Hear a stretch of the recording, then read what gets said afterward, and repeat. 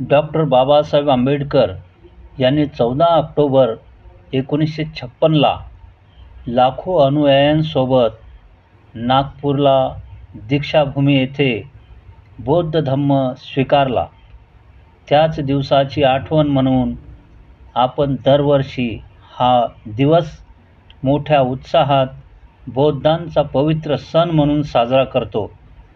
या दिवशी आपली सामाजिक क्रांती घडवून आणली आणि त्याच दिवशी डॉक्टर बाबासाहेब आंबेडकर यांनी बौद्ध धर्माचा प्रसार व प्रचार झपाट्याने व्हावा यासाठी 22 प्रतिज्ञा समाजाला सांगितल्या. त्याच सोहळ्याला आपण धम्मचक्र अनुप्रवर्तन दिन म्हणून संबोधतो. सर्व समाज बांधवांना, माता भगिनींना, सान बालक तथा बालिका यांना धम्मचक्र अनुप्रवर्तन दिनाच्या हार्दिक शुभेच्छा. जय भीम.